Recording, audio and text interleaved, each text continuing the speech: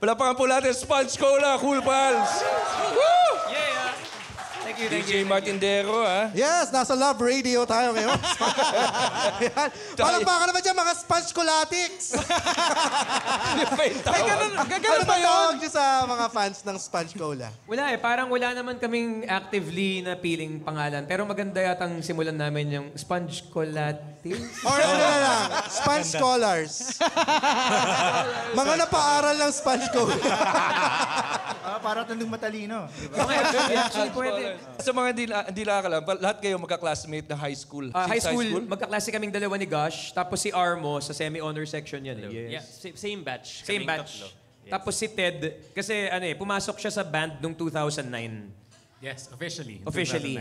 2009. Pero 2 batches ahead siya sa amin. Then, paano nyo napili siya to be your drummer? Nagsasub na kasi siya dati sa amin kapag yung drummer namin may sakit. Kasi sakitin yung dati naming drummer Tapos friends naman kami hanggang ngayon. Memorize ko yung cellphone number niya. Alam mo yun, close kami. Okay. Pero hindi na kasi kaya yung schedule na pag weekend, 3 araw na may tugtog. So nagkakasakit siya. So eventually nag-quit siya. Tapos siya naman yung nagsasub talaga. Sino yung nag-initiate na mag-start? Well, parang ako kasi, alam ko nagagawa ako ng banda one day. Tapos si Gosh, kaklase ko siya. Wala kasing nagbe-bass nun. Tapos matangkad siya. Sabi ko, mag-bass ka na lang kasi pag matangkad ka, bagay mag-bass. Pag nag-bass kasi, tapos matangkad, hindi mo kang awkward kasi pag maliit ka, tapos nag-bass ka, parang laki-laki ng hawak mong instrumento pero maliit ka. So, dahil siya yung matangkad, tapos broad shoulders, ganun. Sabi ko, mag-bass na lang siya. Tsaka wala kasing gusto mag-bass nun So, siya na lang. Tapos yung bass na gamit niya nung unang time na yun, 200 pesos yung bili namin. Nabili namin sa isa namin kaklase na bumili ng bass, tapos ayaw na mag-bass. 200 pesos bass. So, Sa sige. 200, pang follow-up yan, ano? Pwede mo naman isang layong base pag kailangan.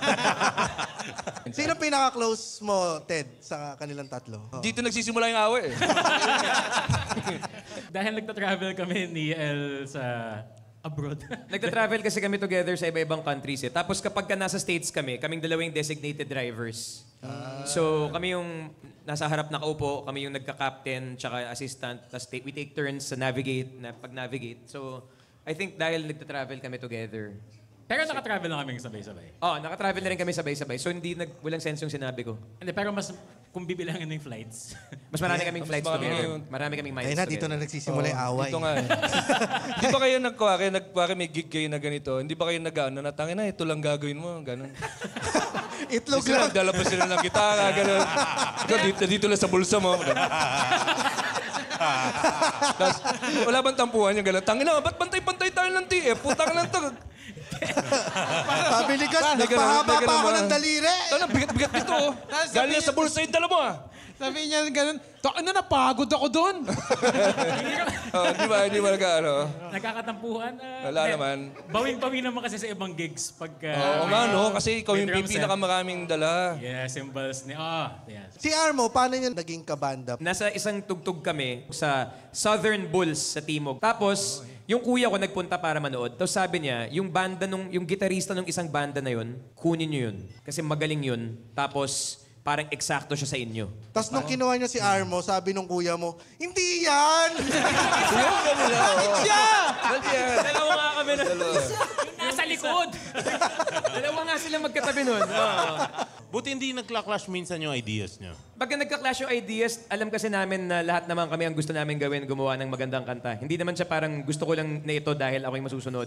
May question ako sa yung how you guys started. Mahirap ba na sumasali kayo ng production tapos kilala kayo sa Ateneo group or parang gano'n na parang mayaman yung mga yan, gano'n? Or... Actually, nung simula, met phase na, kunyari, tumutugtog kami, may mga nagja-chant ng konyo, konyo. Nangyayari na yun before, when we were starting. Pero sa totoo lang feeling ko nawala siya nung nag-MVP si Enrico Villanueva.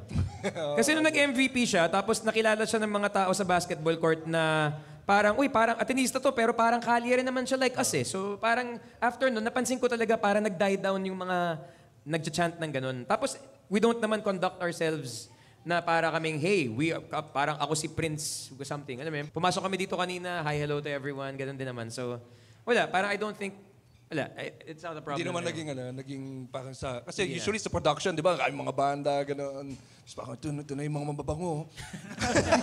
Ito na yung mga naliligo. Ito na yung... Napakagandang compliment nun, no? Pero actually, sa totoo lang, medyo mabango nga kami as a band. How hard was it sa mga parents nyo when you said that you're going to go and do banda full-time? Ako kasi, in my case, by third year college, sabi ko sa parents ko, wag nila bayaran yung tuition eh. Tapos ako na rin magbabayad ng tuition ng sister ko. So, alam na nila na, okay na to. Parang ganun. Pero halatang disiplinado sila. Oo. O, kita ko, walang lubog ang mukha eh.